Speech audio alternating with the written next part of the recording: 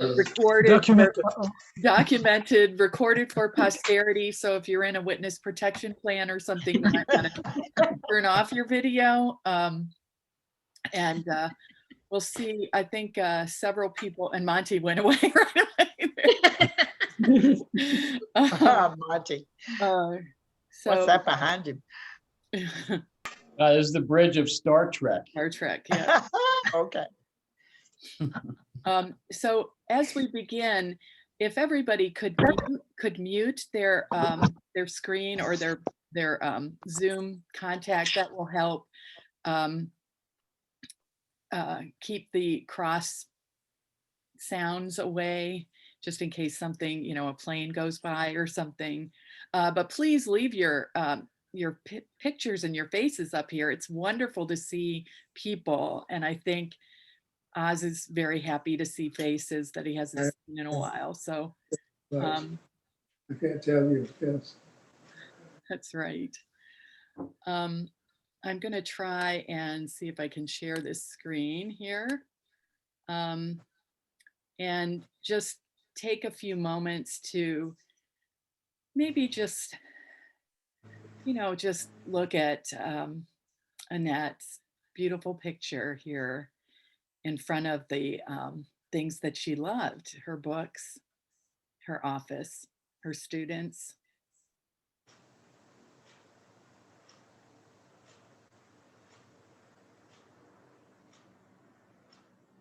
Annette was a very photogenic person. That's right. I could be sure in taking a photo of her, and we're gonna get something really beautiful. It was an easy photograph to take. I didn't take this one, but the ones that thousands that I do have, it just kept drawing me to her to take another photograph, because you always knew it was going to turn out really striking. And this is when this picture here, I want you to know, is when she's not young. Okay, it's not just the beauty of youth, it's the beauty of eternity. Thank you, Oz. I just want to say a few words. I did not know Annette Allen as well as many of you here, but I was fortunate enough to meet her. I think I came a couple years after she retired, and I would see Oz and Annette at Actors Theater of Louisville, and they were always very well-behaved patrons. And I was very happy because I was an usher there, and some of the patrons at Actors Theater are a little rowdy. I'm not going to say too much about her. I'm going to leave that to you, but I want to say thank you to Josh Boydston for helping coordinate this. We could not have gotten it together without you. Thanks to Simona Bertacco, Pam Beatty, Linda Mercer, Elaine Wise, Suzette Hankey, Eric Shoemaker, Denise Bond, and Marianne Stanger for all helping with this event and helping us plan and contact you and get the word out, because we weren't sure how to do that, and apparently everybody succeeded. We have a list of speakers, and I'm going to turn it over to Dean David Owen, our Dean of Arts and Sciences, who wanted to say a few words about Annette Allen today. David?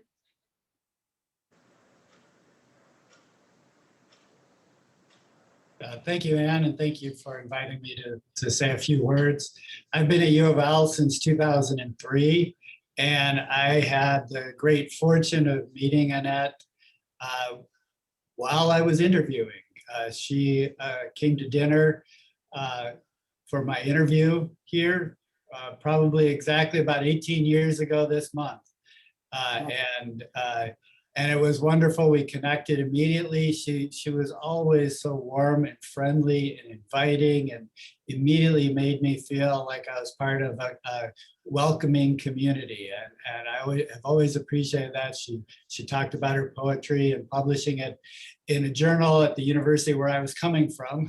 And so we made a connection immediately. She just, you know, she was somebody who you never felt. She was always everybody's friend, right? I mean, she just immediately felt like you had known her forever.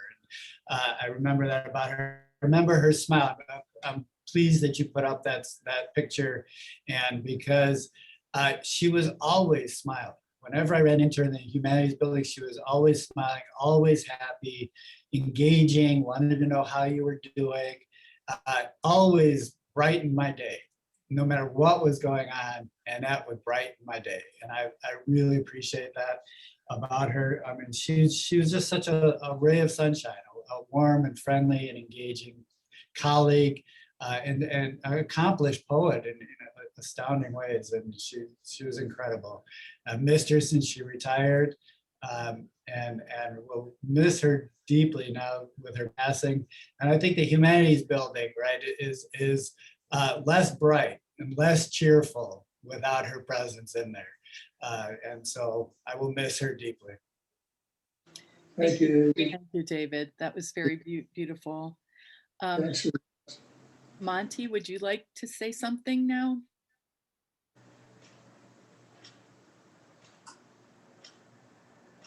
Oh, wait, you need to unmute yourself, Monty. Sorry Thank about you. that. No, that's fine. Most of you know my mother in an educational capacity. I'm going to let those of you who have that knowledge speak about it here. I want to tell you about Annette as a mother, friend, and a family member. I had a difficult time crafting what I would say here. My mother was the wordsmith in the family, as I'm sure many of you are. Because of this, it was difficult for me to come up with something that would do her justice.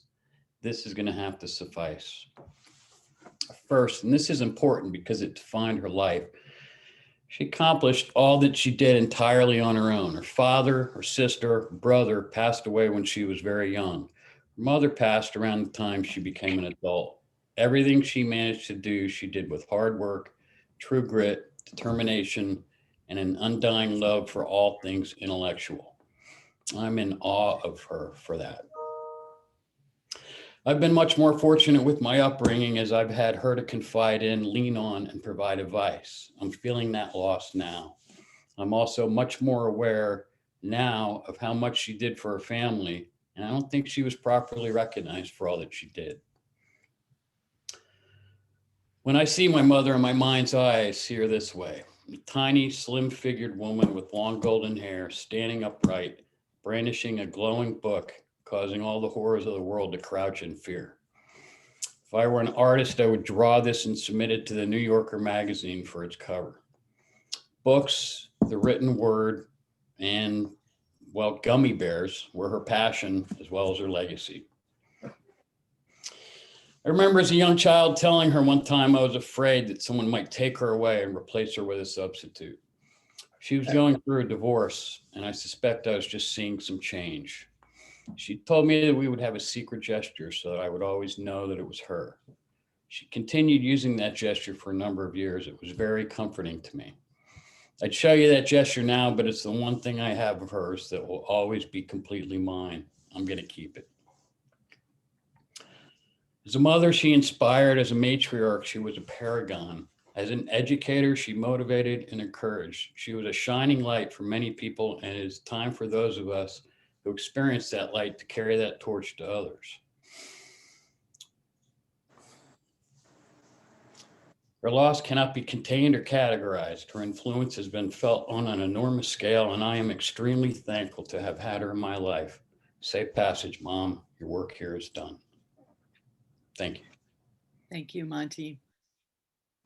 Thanks a lot. It's beautiful. Oz, would you like to say something? I think I'm just going to hear the other people. Okay. Keep trying to think of ways to talk. I really am not in a condition to do that. Thank you. Thank you. Maybe at the end, if you feel like it, we can come back to you. Maybe so. Okay. Okay. Eric Shoemaker? Hi, everyone. I'm Eric. I'm a current PhD student in comparative humanities. And I'm going to be talking as a representative of AHA, the Graduate Student Association for Humanities Academics. And Julie Wade is going to help me to talk about what we're doing. So in order to honor and promote Dr. Allen's passions of creativity, interdisciplinarity, and mentorship, the graduate student organization AHA plans to offer the U of L community 2 awards in Dr. Allen's name. The first will be the Dr. Annette Allen Award for Excellence in Mentorship, which will be offered in the spring semester and will award one outstanding mentor of humanities graduate students. This award, taking nominations from the students directly, will honor Dr. Allen's legacy of support for the program and the students who comprise it. And Julie. Thanks, Eric. It's my pleasure to announce the second award, which is called the Dr. Annette Allen Interdisciplinary Creativity Prize. This is an award that's going to be offered every fall, and it will be open to the entire student body at U of L in recognition of the fact that not only was Dr. Allen an inspiring creator, but she really embodied the interdisciplinarian in all of her creative work, and we want to keep that legacy as part of our ongoing recognition of her life and work. And AHA's really thrilled to be working with the alumni and with the department to present these awards, which we're developing the specifics of that will be forthcoming. Both awards are being generously funded by a combination of friends and alumni pledging directly, which was gathered by Linda Mercer and Julia Wade. Thank you both for doing that. As well as donations from the Humanities Department and the Commonwealth Center for Humanities and Society, who are going to be sustaining the awards. We'll be excited to announce all of the details at a future date in Dr. Allen's honor. If you want to support the prizes or would like to be kept in the loop, we're creating a contact list. So please contact me or Linda Mercer. And if you want, you can email me. I would just go ahead and give you my email address.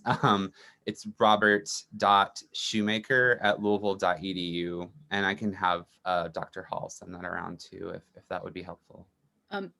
Eric, could you put it in the chat maybe?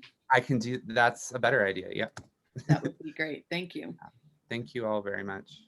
Thank you for everyone who made this possible. Many of the things you just said about her, why these awards are called what they're called, is exactly right. And that didn't have any limits when it comes to what she wanted to know and what she wanted to experience.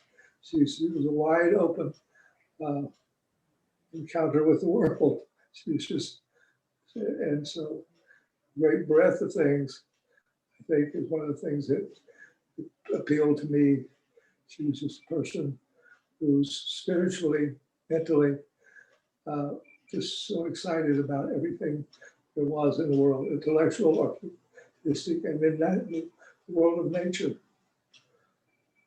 Thank you. Elaine, would you like to say a few words? Am I unmuted? You are unmuted. How does one go about capturing the essence of Annette in just a few words? Well, I'm going to try. In 2000, Oz brought me what is known in the Deep South as a Sircee, S-I-R-C-E-E. It's a term for a surprise gift in a small package, but with great meaning. Her name was Annette Allen, and she brought with her poetry, passion, love, laughter, gifts that endure. Annette was a poet whose words remain on our pulses, a scholar who never quit plumbing the depths, a mentor who gave her students more than they could ever return, and a friend who never failed. And she was the heart of the Humanities PhD program. For years, she touched the lives of the graduate students, almost every one. In fact, as most of you know, she designed the original program. She led it through approval. She integrated it into the curriculum. She coordinated its diverse faculty. She mentored its GTAs. She complemented it with the construction in Beijing, China, of a program for Chinese students. She designed its brochures and newsletters. She advertised it nationally. She enlarged our library resources. She established a reading library in the humanities building. She complemented it with a concentration, as I said, in Beijing. She coordinated comprehensive exams and chaired the steering committee. She was, for many years, its heart and its soul. To quote one of her students, her infectious inspiration changed our lives. Indeed, she has brought infinite riches to this program, to the university, and we remain forever in her debt. A few years ago, after she retired, Annette popped into my office, as she was wont to do, saying, "Are you busy?" And I said, "Of course not. Not for you, I'm not busy." And she handed me what she called a cento or a cento. And it was dedicated to me. And I was deeply moved.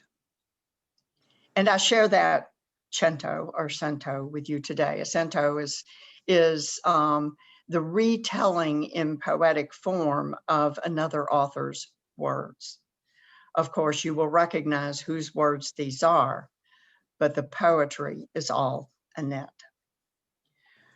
A touch of the bird about her, of the jay, light, vivacious. Her gift was knowing people, almost by instinct. Odd affinity she had with people she never spoke to, for there was a mystery about it. What she liked was simply life. "I am in love with all this," she says, waving her hand at the hedge. "If life is a bowl that one fills and fills, then my bowl is of seeing this light and feeling it is almost impossible that I should be here. And all the lives ever lived and all the lives to be are full of trees and changing leaves, that behind the cotton wool of life is a hidden pattern, that we, I mean all human beings, are connected, that the whole world is a work of art, and that we are parts of that work of art." Very gentle, very honest. She made an impression on others, and from an unnamed quality, the sensitiveness to real things and to others, she knew the unseen part of us might survive, be recovered, somehow attached to this person or that, and in the most unlikely places flower out, like an unknown garden, full of turns and corners. Really, it took one's breath away. Annette Allen, you took our breath away. Thank you, Elaine. It's amazing, man. Thank you. Jennifer, would you like to say a few words? Yes, and actually, some of the things that Professor Wise just articulated, I actually am going to reiterate a little bit.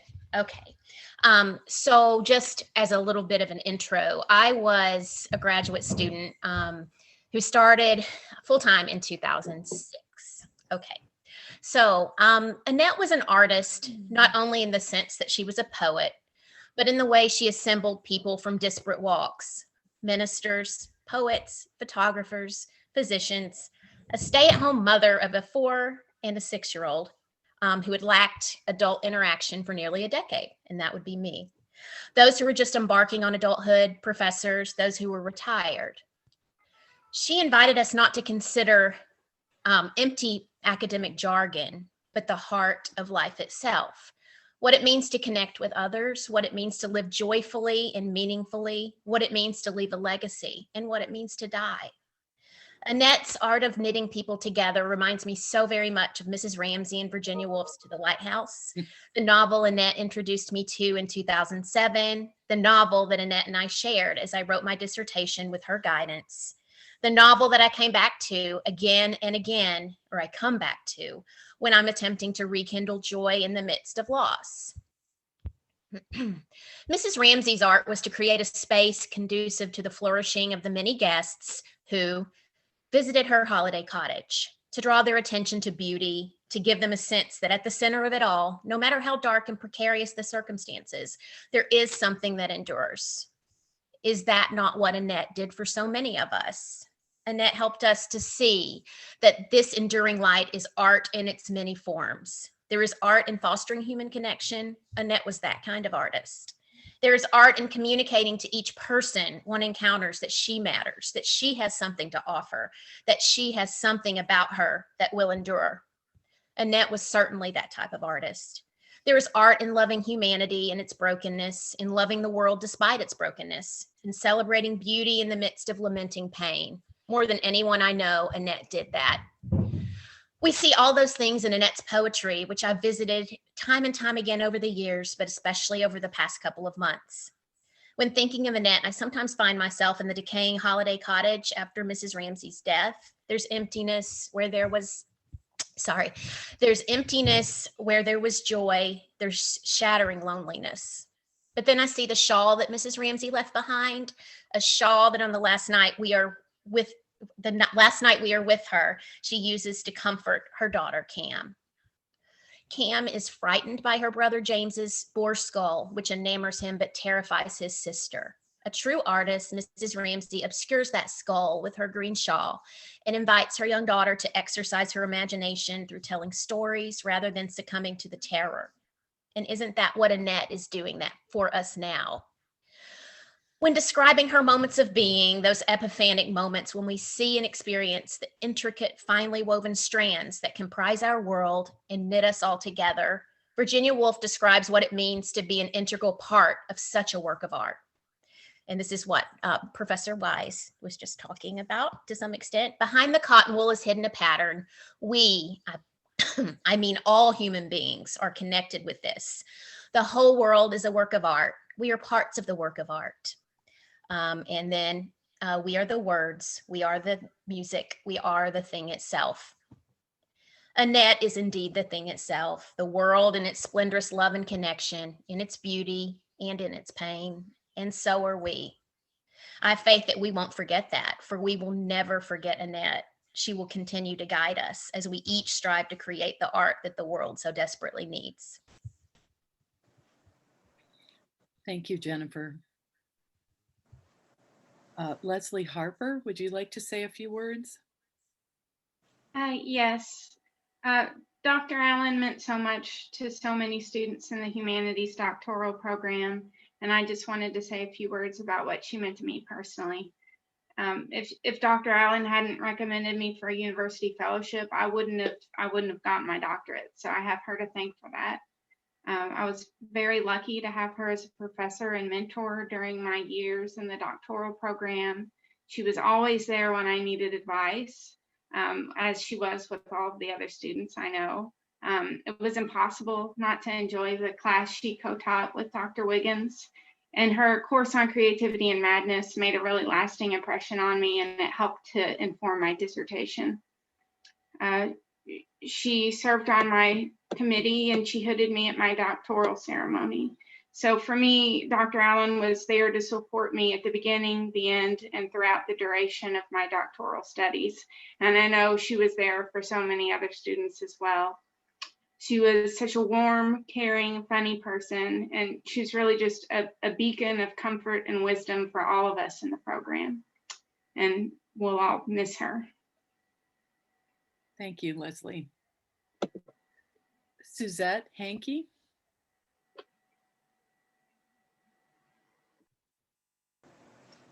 Okay, I'm unmuted. Can you hear me? Yes, we can. Excellent. Thank you. Excellent.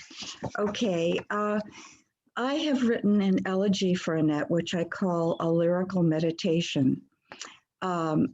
Just noting that Annette and Oz were my COVID pod, and we had Thanksgiving dinner together on November 26th, 2 days before their accident. So here's my elegy. Annette Allen was, like Clarissa Dalloway, a tutelary presence, always seeming to be everyone's best friend. a beloved poet, professor of literature, solicitous wife, nurturing mother, and sister spirit. In 2004, we wore the same wedding dress. She in Kentucky in April, and I in Dublin in June. We had a lovely Thanksgiving celebration this year. Annette and I fixed an easy-to-prepare Kroger meal. We unpacked food from an outsized carton of holiday victuals, turkey breast needing to be baked, then microwave packets of veggies, green beans in sauce, sweet potato souffle, traditional stuffing, and turkey gravy. We laughed and talked about contemporary novelists, A.S. Byatt, Margaret Drabble, and John Fowles, not knowing that this would be our last supper together. Looking at Annette in the afternoon light, I found myself worrying about her wafer-thin frame. She was, as always, beautiful, with strawberry blonde hair, perfectly coiffed, azure blue eyes, and pale ivory skin. She looked ageless, Madonna-like, but she joked about recently passing a physical exam and being underweight, 86 pounds. Her body was bent from osteoporosis, like a question mark. And I thought portentously, oh, please don't get sick. You're so frail you might not recover. Oz watched CNN in the family room as Annette and I chatted and worked in the kitchen. After 2 hours, all was prepared. We sat down with candles and arranged social distancing at their large dining room table. We poured white wine and toasted to friendship in the coming year. It was a wonderful meal, the last that I would ever share with Oz and Annette together. 2 days later, this close-knit couple suffered an auto accident. Airbags deployed and shattered Annette's ribs and vertebrae. She was taken to Baptist East Hospital and developed pneumonia. All the while, she must have been in excruciating pain, in and out of consciousness, on intravenous feeding, then a feeding tube, and finally breathing with the aid of a BiPAP machine. On the 13th day of December, her left lung collapsed. The feast of Santa Lucia, Saint Lucy, the patron saint of eyes, of luminescence in the heart of winter's darkness. The light of her life was suddenly extinguished. Oz sits in the twilight on Christmas Day, recounting the story of their fateful romance. Annette, dressed in white, like the bride of his soul, spotted from a third-floor window at Southern Methodist University. Two academics colliding in a classroom, one with an Andy Warhol bag. Such an interesting man, she quipped. That was the beginning of their marriage of true minds. Today, Oz unravels the story of Camelot, of that one bright, shining hour of happiness, so brief. She was my imago, he says, in Freudian code. We share vintage photos of both our spouses. We toast with white wine, to Annette and to Jim. Always with me like a door companion is the memory of another death from pneumonia in the depths of winter, Christmas Eve, 2014. Oz comes to Audubon Hospital to support me that morning. A guitarist plays and sings Irish songs to calm us and to ease Jim's passage. Jimmy Boy adapted and loves Old Sweet Song from our Dublin wedding on Bloomsday 100. There are no words, only karmic prayers and profound bereavement. Annette's unique spirit will eternally survive in the hearts of all those who most loved her. Her husband Oz so brutally battered, sons Monty and Mark raging with fierce filial pride. Her adoring stepdaughter Pinckney forever devoted, and her awestruck grandchildren, Amber and Dylan. Incomparable wordsmith, she has left us an immortal legacy of incandescent poetry. Annette was always already writing her own obituary. The night of Jim's death, Annette and Oz and I shared lentil soup and drank champagne. Oh, pneumonia, she observed. It's the old person's friend. Now I argue with her across the divide. Let no one utter these words in my hearing. Pneumonia is neither your friend nor mine. In the words of Virginia Woolf, our mutual muse, death is the enemy. Against you, I will fling myself, unvanquished and unyielding, O death. Let this be Virginia's epitaph and yours, my beloved friend, as we stare unflinching into the light, as we gaze heroically at what vanishes and at the cruel radiance of what is. Thank you. Thank you, Susan. It was beautiful. Yeah, wonderful. Marianne Wonderful. Stang, oh, sorry. Marianne Stanger. Thank you. And thank you to all who've spoken. It's inspiring and very touching. Yeah. When I think about Annette, the word that immediately comes to mind is creativity. Her gift to so many was her creative thinking, not only in her poems, but also in seeing possibilities that other people would not see. And in those possibilities, she enabled creativity in others. I'm convinced that there would not have been a humanities PhD program without Annette's vision for it.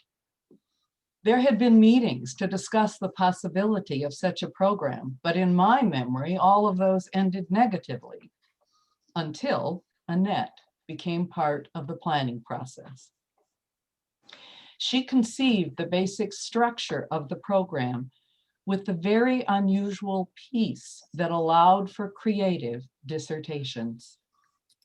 Yes, other people had input, but her basic design remained intact.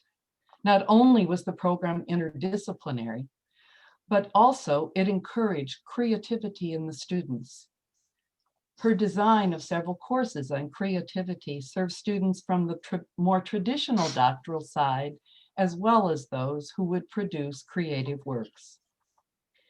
And of course, the design of the program brought many wonderful students, among whom several graduates are speaking today. And as has been mentioned by Professor Wise, Elaine Wise, and that was central in making the humanities PhD program work for Chinese students from Beijing, spending weeks teaching there, as well as working with several students who came to Louisville to finish their dissertations.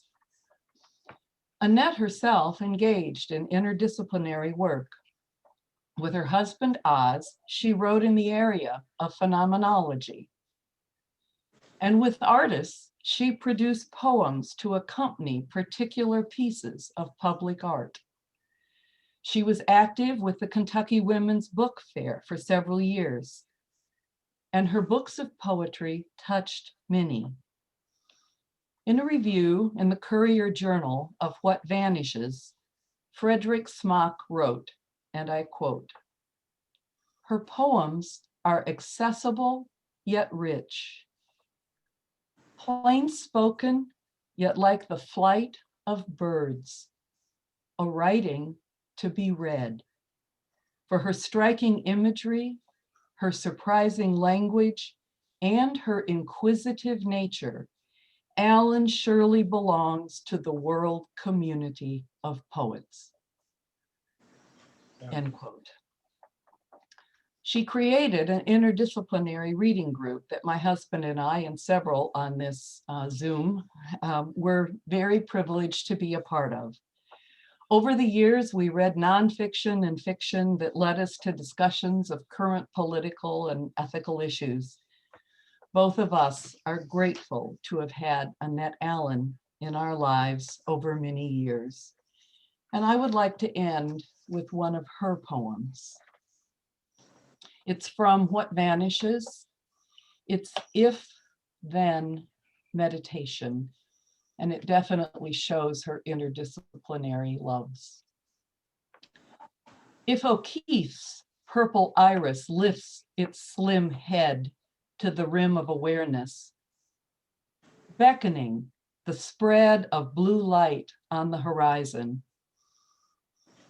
if the sunlight squared on the green rug in Hopper's Brooklyn room creates compassion, or the long note in a Bach fugue makes us think about what was or might have been, then we, who search for resolution within the human, must paint evenings past and days that never were, with the brush of no regret, and in doing so, sing of those we love, those who are present and those who remain pooled in memory. Each person a color burned into the canvas of possibility, a lyric now heard. Thank you, Marianne. Excellent. Jeremy Killian, is that right? Killian? That's correct. Sorry, Jeremy. I studied at Louisville from 2008 to 2013. I studied with Annette and Oz, and I can't think of a time when I was more enriched, not just intellectually, but spiritually as well. And as I sort of reflect on this time, I was coming from a conservative religious background, a conservative institution, and I had certain ideas about what I was to expect at a secular university in a humanities program. I expected a lot of hostility to the things that I held dear. And what I found with Dr. Allen and really the entire faculty is that that was a perception that was not founded in reality. And to sort of underscore this and to show how this program has changed and grown me, and how Dr. Allen's impact has changed and grown me, what I want to read from is a passage that I read once in my Cultures of America class while I was a TA at Louisville. She was actually observing this class, and I had the class read Huck Finn. I think it's a tragedy that someone could graduate four-year institution, not read Huck Finn. And so this passage, I'd like to read it, and then I'd like to explain how it illustrates the expanded perception that my experience with Dr. Allen gave me. If you recall, Huck and Jim have gone on a great journey down the Mississippi River. And at one point, the Duke and the King have betrayed Jim. They have sold him back into slavery. And Huck finds himself alone on the raft, and he's puzzling about what he ought to do. And he's puzzling not just about the practical concerns of, how he ought to take care of the Duke and King and Jim, but also about the moral implications of how he had taken someone else's slave, Mrs. Watson's slave. And so he sits and thinks about this decision. And so I'd like to read this passage, and then I'll say a few words. Huck says, "I went to the raft and sat down in the wigwam to think, but I couldn't come to nothing. I thought till I wore my head sore, but I couldn't see no way out of the trouble. After this long journey and after all we've done for them scoundrels, here it was all come to nothing, everything all busted up and ruined because they could have the heart to serve Jim such a trick as that and make him a slave again all his life, and among strangers too, for $40 dirty. Once I said to myself, it would be 1,000 times better for Jim to be a slave at home where his family was, as long as he's got to be a slave. And so I'd rather write a letter to Tom Sawyer and tell him to tell Miss Watson where he was. But I soon gave up on that notion for two things. She'd be mad and disgusted at his rascality and ungratefulness for leaving her, and so she'd sell him straight down the river again. And if she didn't, everybody naturally despises an ungrateful slave, and they'd make Jim feel it all the time. And so he'd feel ornery and disgraced. And then think of me. It'd get all around that Huck Finn helped a slave to get his freedom. And if I was ever to see anybody from that town again, I'd be ready to get down and lick his boots for shame. That's just the way. A person does a low down thing and then you don't want to take no consequences for it. Thinks as long as he can hide it, it ain't no disgrace. This was my fix exactly. The more I studied about this, the more my conscience went to grinding me, and the more wicked and low down and ornery I got to feeling. And at last, when it hit me all of a sudden, there was the plain hand of Providence slapping me in the face and letting me know my wickedness was being watched all the time up there from heaven while I was out there stealing a poor old woman slave that had never done me no harm, and was showing me that there's one who's always on the lookout and ain't gonna allow no such miserable doings to go on only just so far and no further. I almost dropped in my tracks. I was so scared. Well, I tried the best I could to kind of soften it up somehow for myself by saying I was brung up wicked and so weren't so much to blame. But something inside of me kept saying, there was that Sunday school. You could have gone to it. And if you'd have done it, they'd have learned you that people that acts as I was about acting about a slave goes to everlasting fire. What made me shiver, and about made up my mind to pray and see if I couldn't try to quit being the kind of boy I was and be better. So I kneeled down, but the words wouldn't come. Why wouldn't they? It weren't no use to try to hide it from him, nor from me neither. I know very well why they wouldn't come. It's because my heart weren't right. It's because I weren't square. It was because I was playing double. I was letting on to give up sin, but away down inside of me, I was holding on to the biggest one of all. I was trying to make my mouth say I could do the right thing and the clean thing and going right to that slave's owner and tell where he was. But deep down in me, I knowed it was a lie. And he knowed it. You can't pray a lie. I found that out. So I was full of trouble, full as I could be, and didn't know what to do. At last, I had an idea, and I says, I'll go and write that letter, and then I'll see if I can pray. It was astonishing the way I felt, as light as a feather, right straight off, and my troubles all gone. So I got a piece of paper and pencil, so glad and excited, sat down and wrote, Miss Watson, your runaway slave Jim is down here 2 miles below Pikesville. Mr. Phelps has got him, and he will give him up for the reward if you send. Huck Finn. I felt good and all washed clean of sin for the first time I'd ever felt in my life, and I knowed I could pray now. But I didn't do it straight off, but laid the paper down and sat there thinking how good it was all this happened so, and how near I come to being lost and going to hell. And went on thinking, and got into thinking over our trip down the river, and I see Jim before me all the time, in the day and in the nighttime, sometimes moonlight, sometimes storms, and we are floating along, talking and singing and laughing. But somehow I couldn't seem to strike no places to harden me against him, but only the other kind. I see him standing my watch on top of his instead of calling me so I could go on sleeping, and see how glad he was when I came back out of the fog. And when I came to him again in the swamp up where the feud was in such like times, and he was always petting me and call me honey and do everything he could to think of for me, and how good he always was. And at last I struck the time I saved him by telling the man we had smallpox aboard. And he was so grateful and said I was the best friend old Jim ever had in the world, and the only one he'd got now. Then I happened to look around and see that paper. It was a close place. I took it up and held it in my hand. I was trembling because I'd got to decide forever between two things, and I knowed it.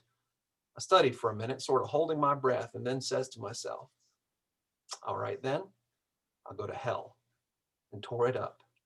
It was awful thoughts and awful words, but they was said, and I let them stay said and never thought no more about reforming. I shoved the whole thing out of my head and said I would take up wickedness again, which was in my line, being brung up in it, and the other weren't. And for a starter, I'd go to work and steal Jim out of slavery again. And if I could think of anything worse, I would do that too, because as long as I was in it and in it for good, I might as well go the whole hog. Now, this seems really relevant to me in a very specific way. Huck is he's at odds with himself. He's been taught that there are certain things that are moral and right and good, and that you have certain obligations to the divine, and these obligations have to do with slavery and property. And yet he can't find a place in his heart to harden himself against Jim. So the relational sort of component of his decision makes him see a higher moral standard. And in many ways, I think I reflect on my relationship with Dr. Allen in that same way. I had a certain set of religious ideas and certain set of religious commitments, which to one degree or another I still hold. But what a relationship with her showed me is a broader moral commitment, a commitment to one another, to community. She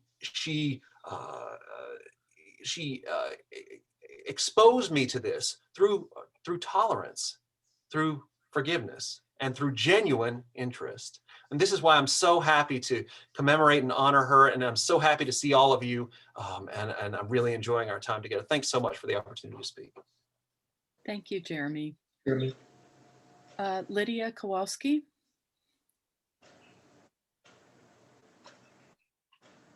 You'll need to unmute. Okay. There you go. How's Perfect. that? That's Okay. perfect. All right. Well, I knew Annette as a doctoral student, and she wasn't my mentor, but she certainly saved me many times because there were some issues and she just came to the fore and was always there with a smile and encouragement. So I just want to say a very short thing about how she inspired me. There's teachers who give their students information and guidance and help develop their wisdom, but not all of them are able to offer a deeper comprehension of the soul and the spirit behind their teaching. She searched deeply for the underlying meanings of the words she taught, and she passed this on with her poet's precision and insight. Annette was a gentle and compassionate teacher and mentor.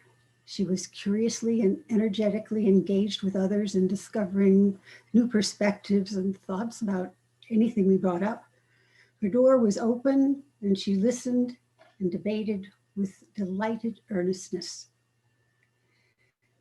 After I graduated, it was a joy to hear her read poetry at the Bardstown pub.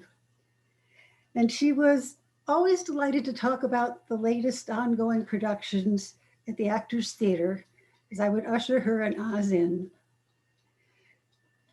Annette enveloped us with her light, and she was a gift to our world. Thank you for being with us, Annette. Thank you, Lydia. Senna Nasland. Hi. There you go. I'm Sina, Junior Nancy, and this is Gerald Plain, a composer of modern symphonic music. We were privileged to be friends of Annette and of Oz and had some wonderful times together. I'm a retired professor from the English department at U of L, a fiction writer and editor of the Louisville Review, which published a number of Annette's poems. However, when I first met Annette, it was at Salem College in North Carolina in the early 90s. I was on a book tour and she invited me into her office for a chat. And I thought, wouldn't it be wonderful if such a person as Annette Allen lived in Louisville and taught at U of L?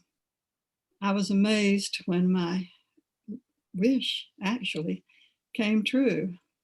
It seemed astonishing and more than I could ask of life that this would happen, but it did.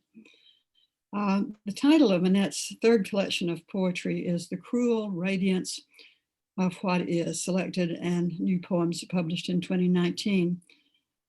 And in the foreword for Annette's book, I wrote of her poems, she has unified craft and intuition, intellect and emotion, call and response. And the result is the creation of art that partakes of the eternal. Now, I thought that I would read from Annette's latest book, a poem titled Meditation, but Marianne Stinger and I were exactly on the same wavelength about that. So I'm going to read instead lines from Annette's book that she herself selected. She suggested that the 5 sections of the book be prefaced with a short quotation from a poem within. So these are passages that Annette herself chose as particularly significant or aesthetically pleasing. I'm sure for a variety of reasons she chose these short sentences. So there are 5 sections of her book, and I'm going to, this is by the way is a beloved painting that she had on the wall of her home that's on the cover of The Cruel Radiance of What Is. She called the first section of the book Place, And she chose to quote herself from the poem titled Late. Lost in thickets, houses flicker messages from lives within. My memory decodes them. This landscape, so familiar, stings with beauty. For the section called Light, Annette quoted, "The shell's lace unfolded as it turned in the light, the lettering inscrutable and innocent as stars are, of any human need for meaning." From the section called Family, Annette chose, "I remember how wide the future was when it was all imagination, a slate blue lake that matched the climbing sky. I know we can touch it with our hands." And from the fourth section called Art, she quoted, "Everything here depends on relationships, details touched by intimate light. So like the poet finding her song, I know rapture is the true terrain."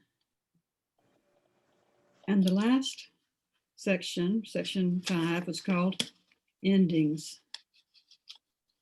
Things vanish, but I hold on. Something within says, the moment is worth keeping. Protection against the suck of infinity. Well, Annette both began and ended her last book, published by Negative Capability Press, by quoting Virginia Woolf. And it's a quote from To the Lighthouse. To look life in the face, always to look life in the face, and to know it for what it is at last, to love it for what it is, and then to put it away. Thanks so much for this occasion to remember with you our wonderful friend.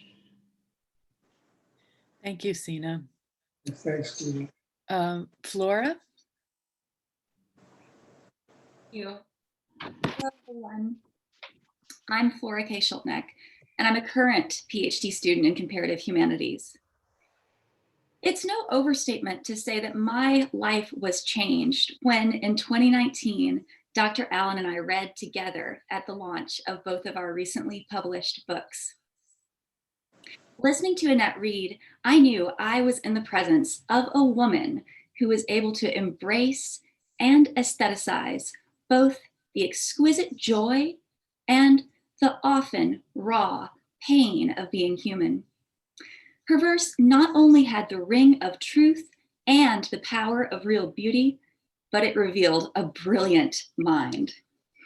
I was deeply inspired by her, and thanks to Dr. Allen's encouragement and support, I decided to return to the University of Louisville to pursue a PhD in humanities. Without her, I would not be here today. I think there's a radical bravery in the assertion that one can have both a life of the mind and a life of passion and creativity, that one can fully embrace the whole world without fear.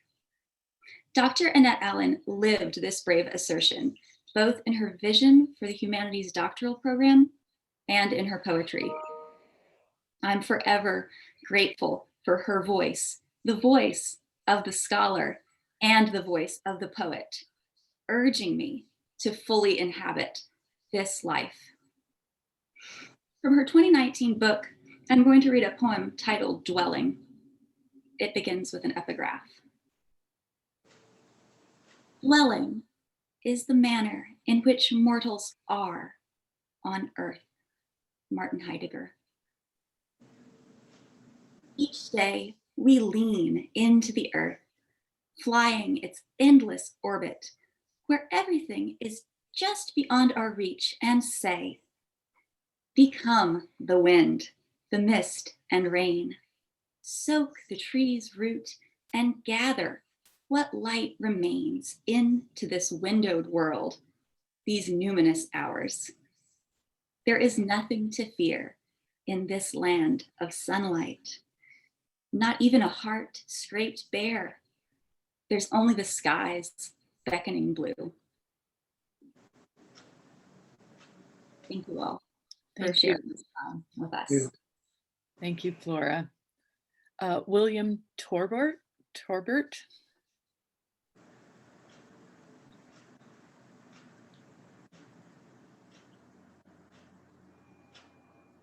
William, can you unmute?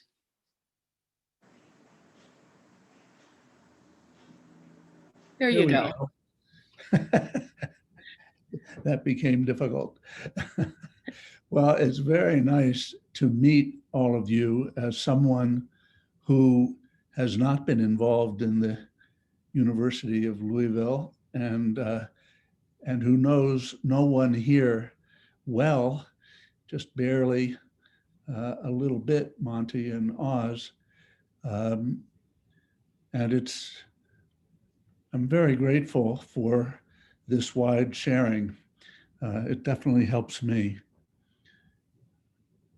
I first met you, Annette, in 1970 as a fellow faculty member at Southern Methodist University and as part of a group of friends.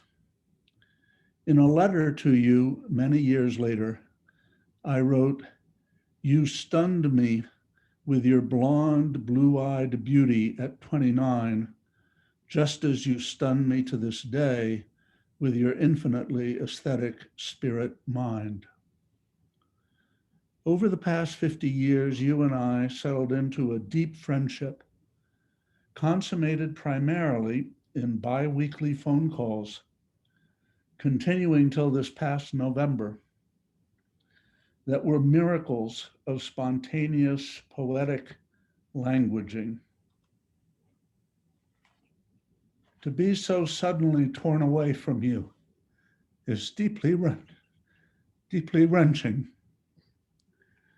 But your light remains, not only in our memories of you, but in your undying poems that many of us gathered here today have heard before, like this one about light in another November that expresses my thanksgiving for you. November light, France. In this country that does not celebrate Thanksgiving, it is Thanksgiving morning when the sun's flaming fingers bless leafless tapered trees and sienna-tiled roofs. Here, early light halos the hair of cathedral travelers like us, caught in transition between illuminations. In another November, Monet remembered the shadow of war with flowers gathered with such light. This same brightening landscape struck Pissarro, his brush blurring the edges, stroking the bushes to fire. Everywhere today, over market stalls of lettuce and fruit, pungent cheeses and bristling roosters in cages, gold and orange spill, more miraculous than sanctified wine. This is the cup, this the blood. Thank you, William. And you're always welcome here at Louisville. So please don't be a stranger. Thank you. Thanks, Phil. Tara Tuttle could not be with us today, but she did send something that she would like to have read, and Josh Boydston. Hey, I was hoping you'd still be up. Josh Boydston would like to read something, or is going to read her piece for her. Mm-hmm. Tara Tuttle wrote, "Dr. Allen's careful attention and nourishment of my intellectual pursuits transformed me. Her support while I was still young and timid allowed me to envision an unlikely future, a magical life of books and ideas, and a kind of female leadership rooted in compassion. She led us solidly and effectively without ever replicating masculine standards often expected in higher ed, and her example allowed me to be myself in the roles I occupy today. I am forever grateful. Thank you, Josh. Julie Wade. Thank you. Hi, everybody. So I've known Dr. Allen since 2008, and I have to keep her in present tense for always. She was my mentor and my dissertation director, my advisor. After I left Louisville in 2012, she was my pen pal. Close it? Sure. Make sure space On a bar- weekly basis. Sorry, Julie. Oh, it's okay. It's okay, Dr. Wiggins. She was my hero. And I started to write down some things about Dr. Allen for this memorial. And unfortunately, because there's so much to say about her and my own verbosity, it turned out to be pages and pages and pages and more than I could share in this time. And then I realized, what many of you realize, that it's good to honor a poet with a poem. And years ago, when I was still living in Louisville, one of the many things Dr. Allen introduced me to, just not only through her classes, but through our conversations, she was interested in the practice of autothanatography, as I think some of you know, writing toward your own death, writing with awareness and curiosity and openness to the idea of death. And Dr. Allen knew that was really hard for me, and she encouraged me to think about autothanatography. So I wrote a poem for her and gave it to her. So she did see this poem and dedicated it to her. I tried to write the poem not only for her, but more in the spirit of what I think of as an Annette Allen poem. So that will be my short form offering, autothanatography for Annette Allen. I think of the mail, how eager I am to receive it, though there are mostly ads and bills and coupons for things I'll never buy. I think of the sun parting the white grain of the curtains and the stamp of her feet on the stairs, that woman in blue with a brown satchel. Then of the metal box squeaking on its rusty hinge and the bright red door closing again, followed by a gust of crisp air. I pull back the curtains to watch her go. So today I ask myself, why shouldn't death come with the ease of such pleasing and ordinary ritual? Why shouldn't I look on her as I have looked so often on our sweet-faced mail carrier trudging through the deep snow? I think of a distant winter, and though I can't predict the place or year, I hear those footsteps again, that daily music of a key turning the lock and the fresh rustle of papers. I rush down the stairs, for we are always agile in our imaginations. I slide the envelope free from the slot, taking note of the elegant penmanship, the absence of postage. There I stand at the threshold, my breath fogging the glass of the many-paned door. There she waves from the curbside, one gloved hand raised. Open it, her parting lips seem to say. Yes, I'm sure of this now. Death is a letter that comes on an ordinary day. You make a quick incision with your finger, and a note, small, square, falls out in your hand. It has to be, please let it be, an invitation. Thank you. Thank you, Julie. It's beautiful. Michael Williams.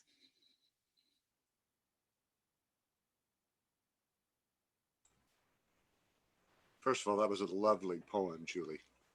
Beautiful.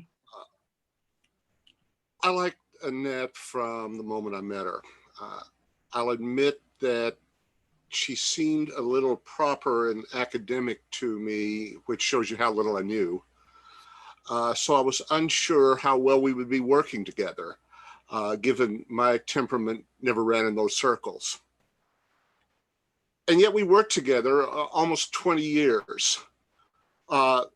Most importantly for me, I was her friend, but I was also her colleague, a fellow writer, her student, her advisee.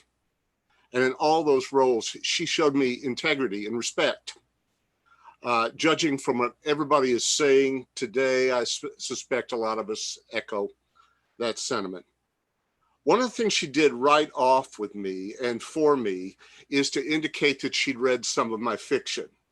It was one of the first times anyone at the university had done that in the first 16 years that I was there. And I was floored by the boldness of her confession. It was a real old school university gesture when someone reads your work instead of repeating the rumors about it. So instantly my substantial ego was putty in her delicate hands. Annette was the one who also encouraged me to get a PhD here in humanities, here at this university.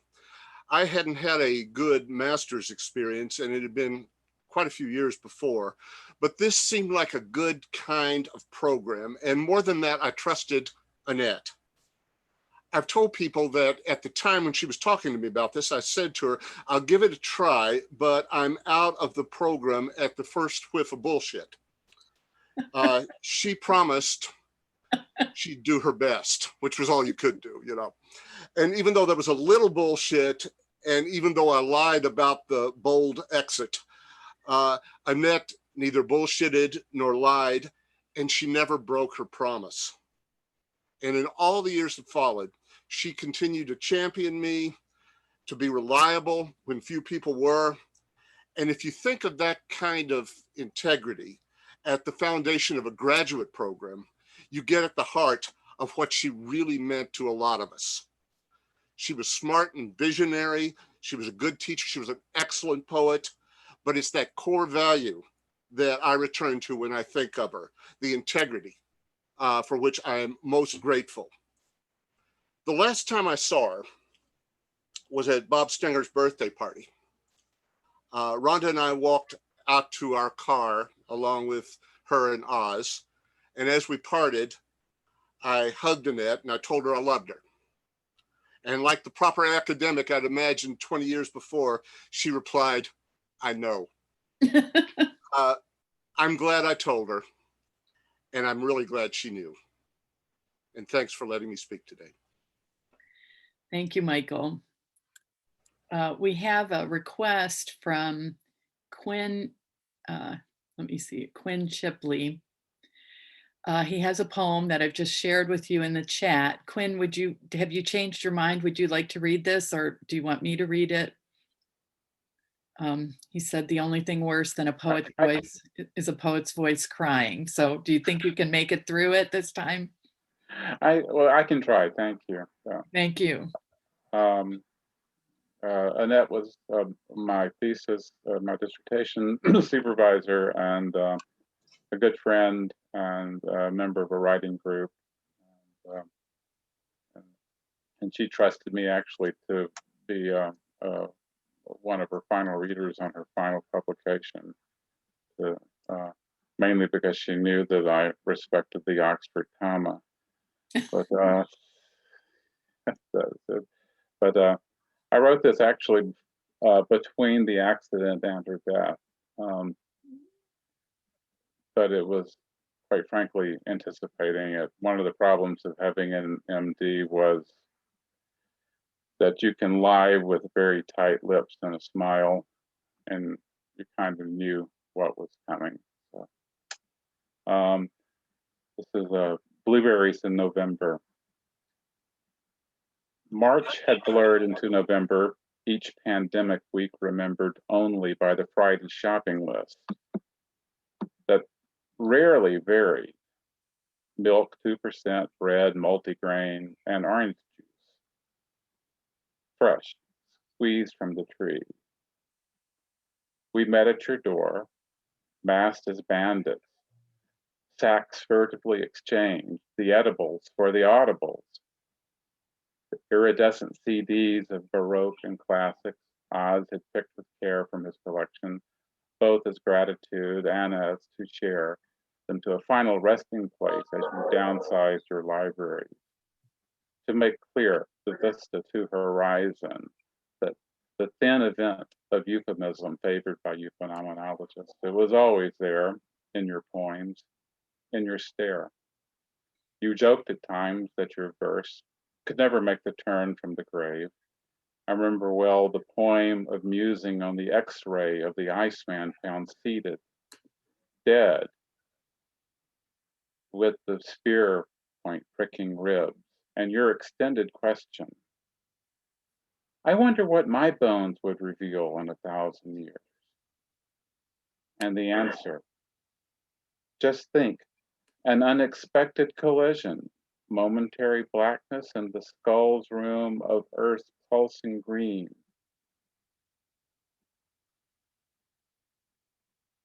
Would fragment my breath and leave only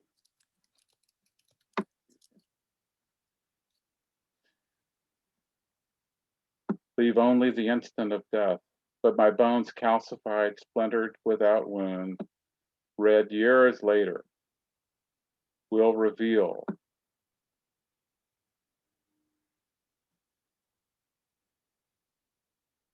will trumpet and gesture the wild song of having lived, if only by chance.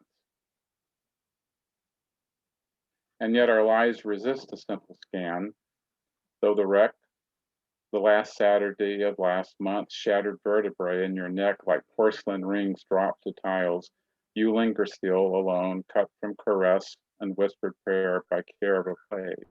Ironic that you were still reading your Camus, the past a week into December, now with pneumonia. I can only wonder in my selfishness if you ever had a chance to savor the fat Chilean blueberries I tucked into your bags as a treat the day before the crash. We will miss her. I will miss her. I still find it difficult to think of things that I would like to talk about and know that she's not there. So, thank you. Thank you, Quinn. Oz, can you press your call button? Because you're muted, so we can't hear you. We need someone to unmute you. Can you press your call button?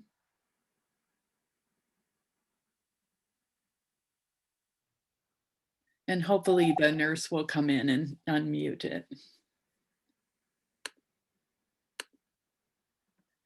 Thank you all for this wonderful memorial and celebration of Annette Allen's life and contribution to everyone's life and education, and the University of Louisville and the Humanities Department in particular. Excuse me, could you unmute Oz's screen? Thank you. There we go. Thank you very much. Wow, I can't believe that worked. Thank you. Do you want to say anything, Oz? Well, I thought maybe just in connection with some of these, excuse me, let me get my chair in place here. I thought just in connection with some of these points that people made about Annette, which I appreciated very, very much. I want to tell a little story. I'll try to make it short, but this captures her essence. Many times I would be in my study and Annette would be next door in her study. We would be working away, and then suddenly I would hear sobbing. That would be sobbing in her study, and then I knew what's going to happen.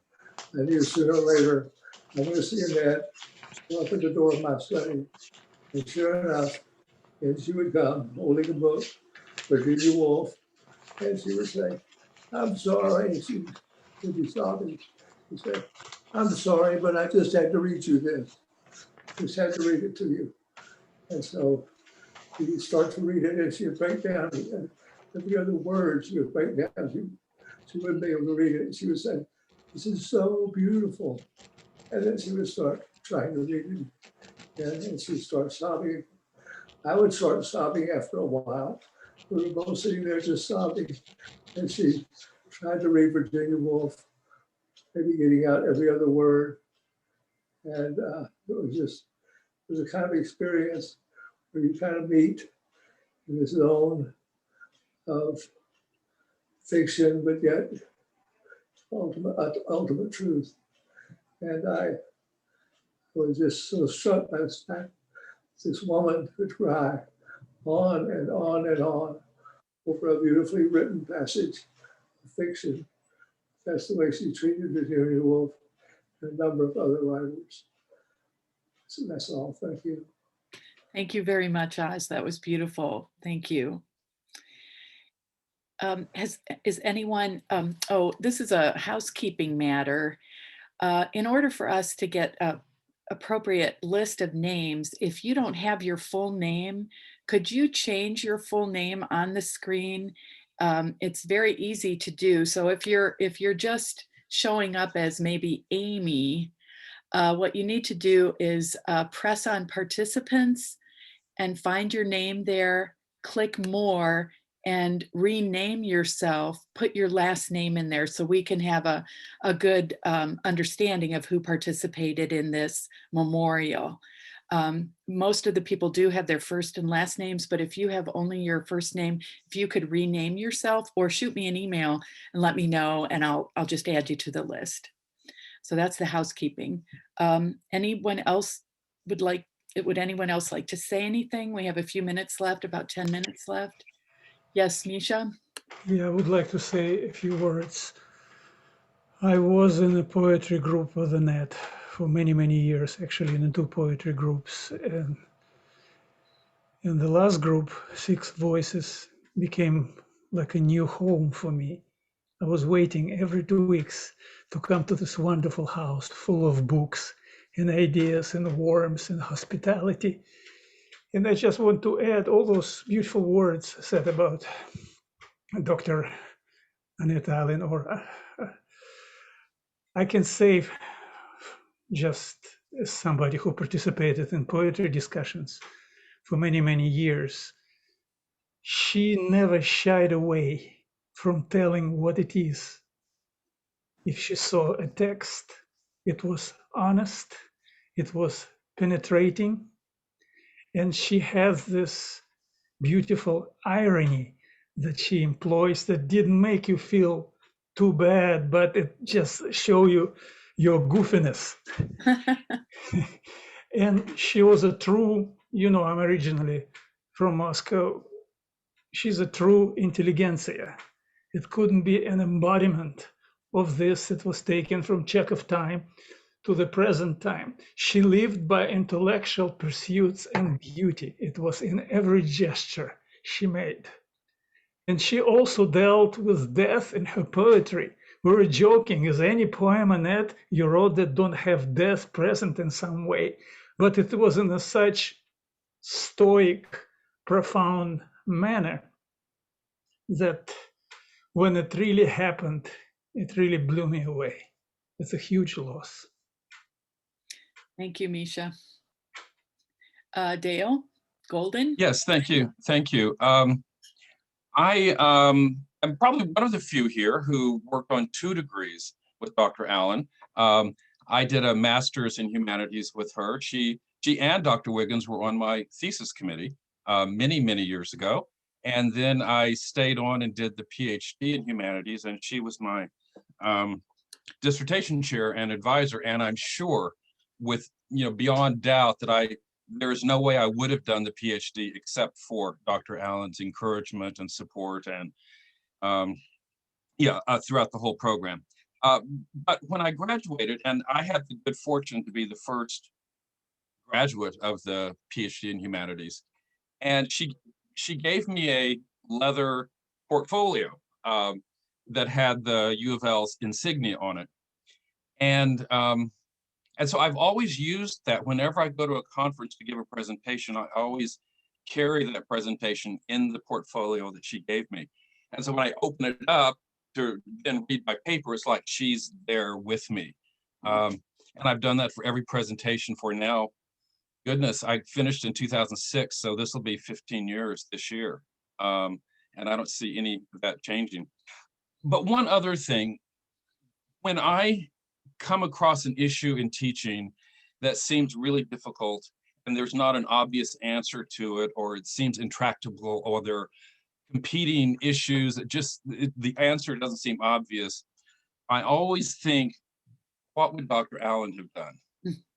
And more often than not, that helps me figure out what I need to do.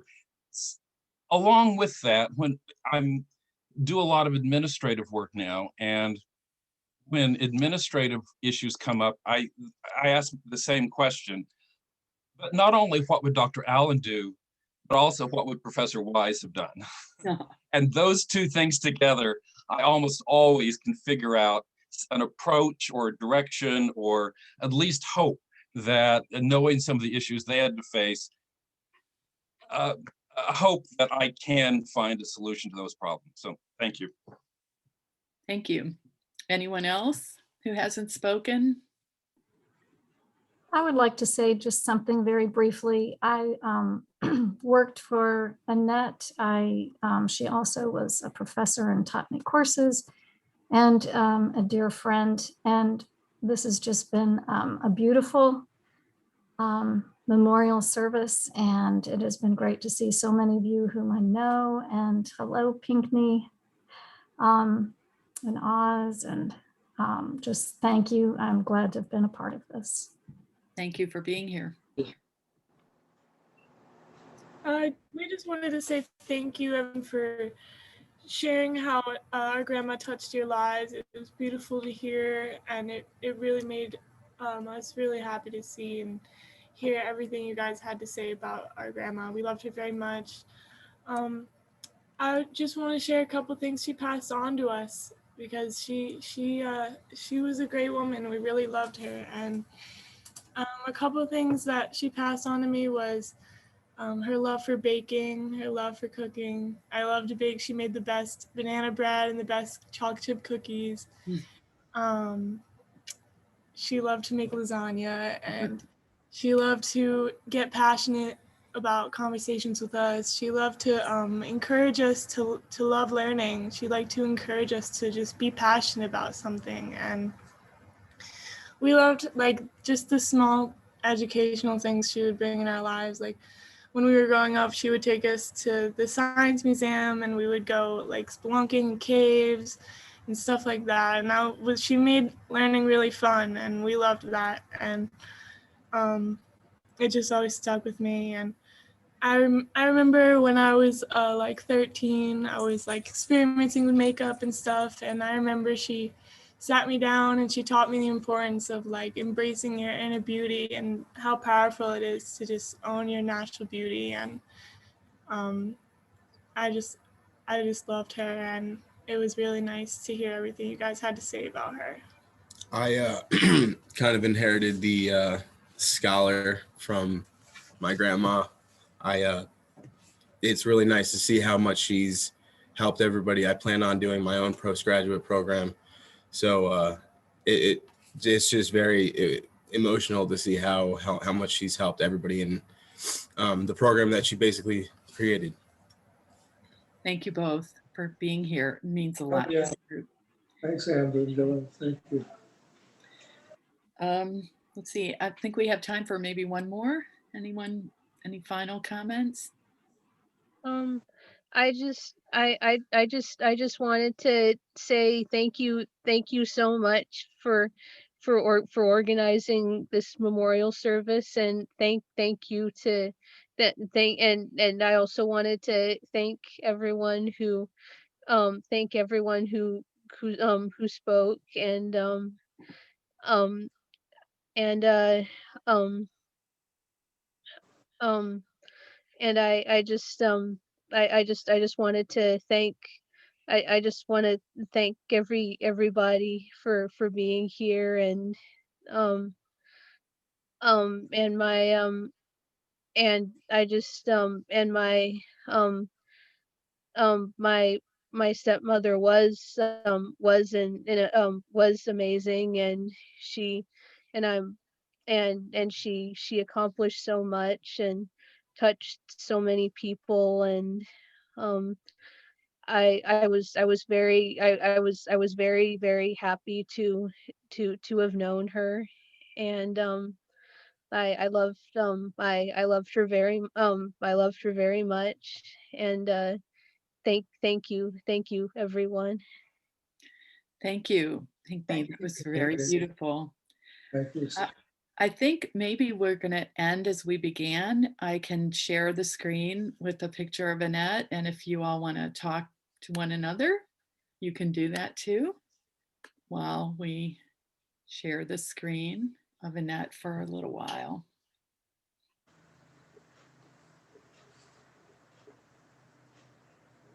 Alton for Betty, where are you? This is Elaine Wise.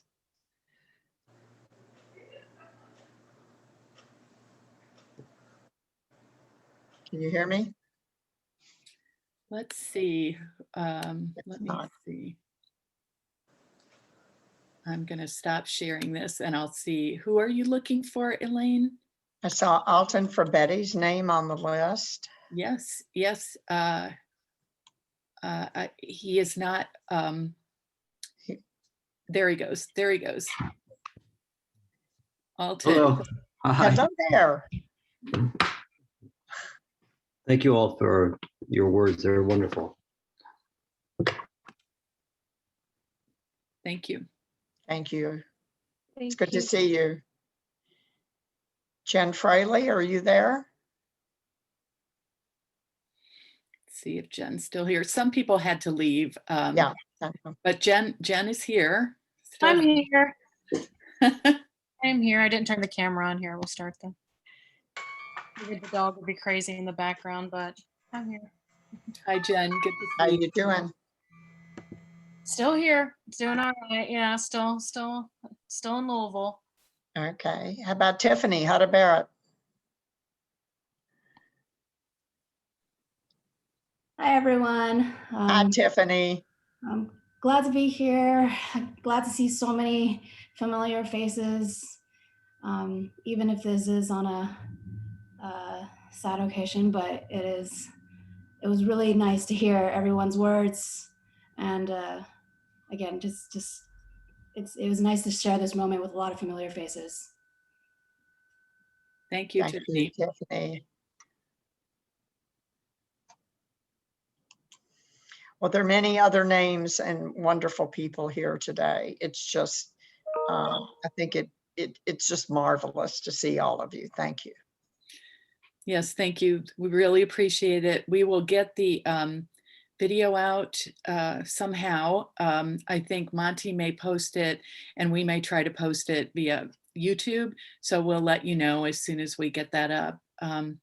So I guess for now I will conclude the meeting, and I hope that you all will get together and honor Annette Allen in your own way in the future. And thank you so much for being part of this memorial. It was really beautiful. Thank you. It was. Thank you. Thank you. Thanks for arranging all this, Ann and Josh. Appreciate it. Thank you. Thank you. Good to see you, Oz. Okay. Bye. Good. It's good to see you, Dad. Yeah, good to see you too. It doesn't happen often enough. Love you, sweetheart. I love you too, very much. I want to say, maybe if we have a few seconds, that every day I face the great vacuum, the great emptiness of not having Annette. And what you said has been filled up that emptiness to a great extent. You fill the great hole to a certain extent of what normally accompanies me in my daily life. And that's beautiful. Really beautiful. Thank you. Oz, I will come to see you as soon as it will be possible. I know where you are. Okay, good. You love it. Yes. We can when- all Zoom. And when I get When I get vaccinated, Boz, we will go and work through your CD collection. Okay, good. Mm-hmm. That to go out to the world, Mm-hmm. I want the world to have that available to it. So I think, yeah. Thank you.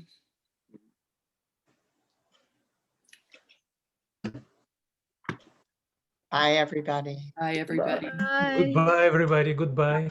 Bye, everybody. Thank Thank you. you. Bye. Thank you, everyone. You ping me. Bye-bye. Thanks, Monty. Bye-bye. Stay in touch. Okay. Let's see. Bye-bye. Beautiful, beautiful, Yeah.